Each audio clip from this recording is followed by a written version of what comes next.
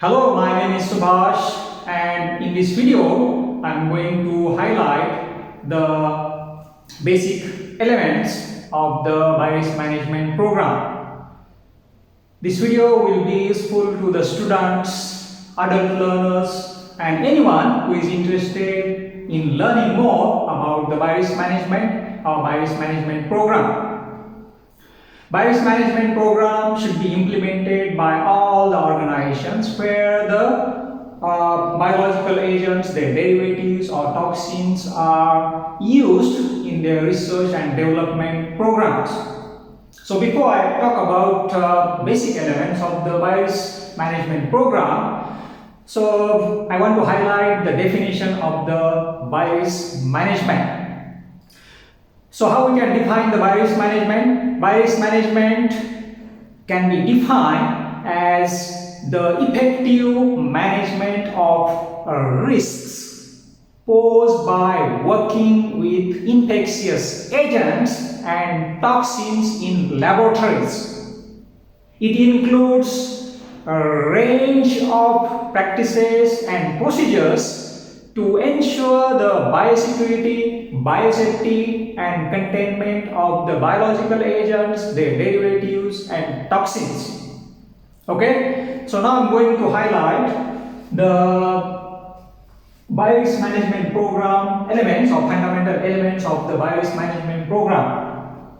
So Biorisk Management Program have three fundamental elements. Number one, biosafety. Number two, biosecurity. And number three, biocontainment.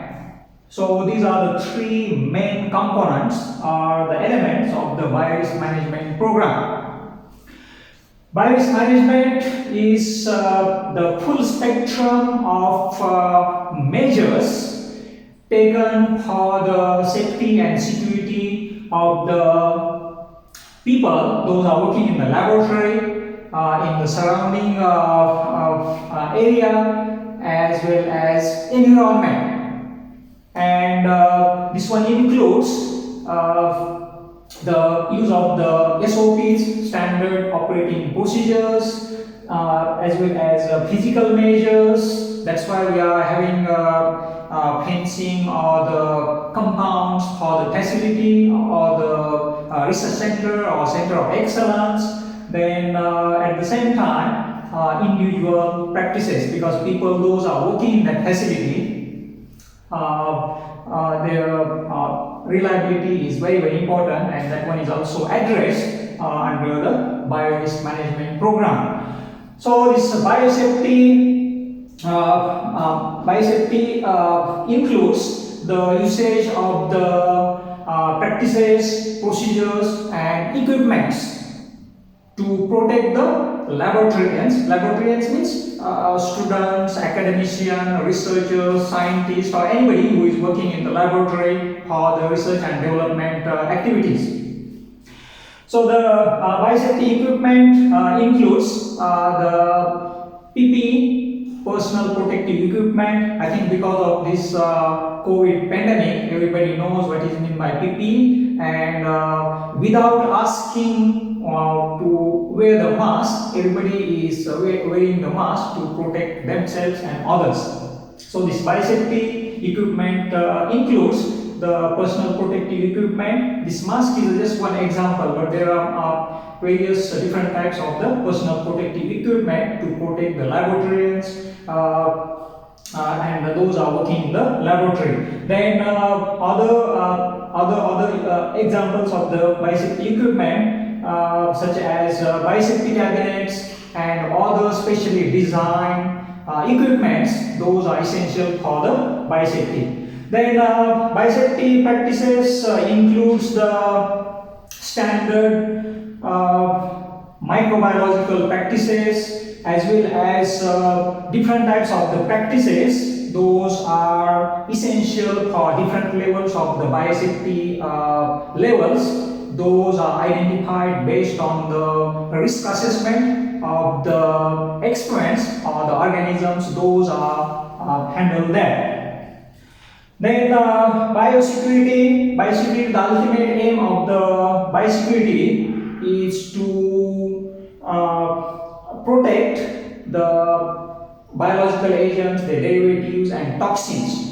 And the basic purpose is to make sure that to prevent the loss, theft and misuse of these biological agents, their derivatives and toxins. Sometimes the research results also can be misused, or some research projects will produce the results which can be misused, and that type of the research is called as BURC, dual use research of concern. Okay, then under the biosecurity element, so the personnel reliability is also important, because the people those are working there, they should be reliable, otherwise they will misuse and can bring the people or the public in trouble. I want to give you an example. For example, 2001. So when there were attacks of the anthrax in the United States of America, so that one highlights the breaches in the biosecurity. At that time, biosecurity was not well organized, but since that time, biosecurity is getting better and better. So that one is the best example why the biosecurity should be in place, because the people those are working can misuse the biological agents to harm somebody or public or beyond that. Okay, so then last element of the Biorisk Management Program, biocontainment. So this biocontainment addresses the design of the safety equipment and design of the laboratories, because the equipments those are used in the research facility, they are specially designed to protect the people, environment and the public.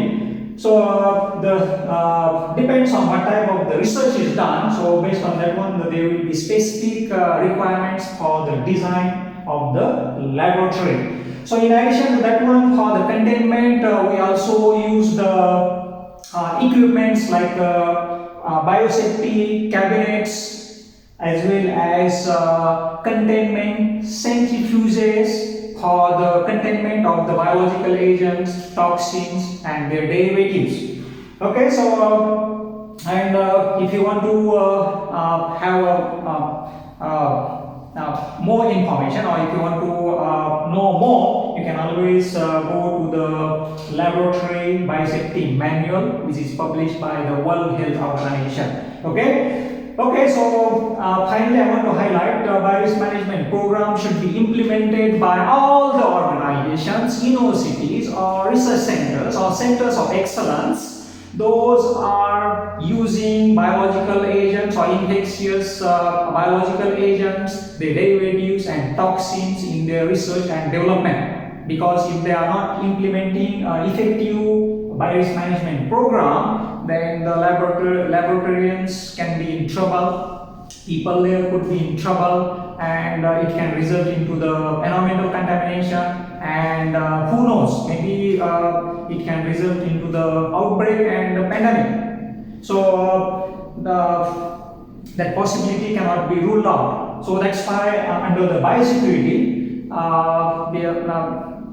the biological agents, toxins and their derivatives, the possibility of the misuse is always there. That's why we have to carefully guard the infectious agents, their derivatives and toxins.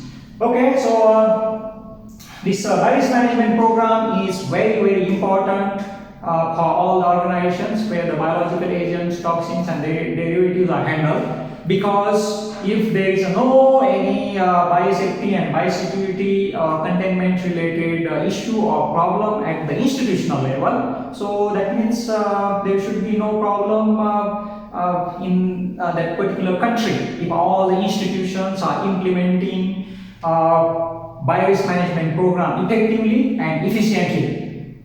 So that means all organizations are taking care of the biosafety, biosecurity and containment. So that means there is no problem at the institutional level. All the institutions in that country, that means there is no problem at in that country. And if all the countries are implementing Biorisk management program effectively and efficiently, so that means all these countries will not have any challenges or problems related to the biosafety and biosecurity containment. However, there will be some issues always, because risk will be never ever zero. Risk will be always there. So, but relatively we will have a safety at the local level, national level, and as a result of that one, we will have better biosafety and biosecurity at the global level. Okay, to summarize, the Biorisk management program have three fundamental elements, and these three fundamental elements are biosafety, biosecurity, and biocontainment. And bear in mind, the effective and efficient implementation of Biorisk management program at institutional level is very important for the safety, security, and sustainability. Thank you very much for watching.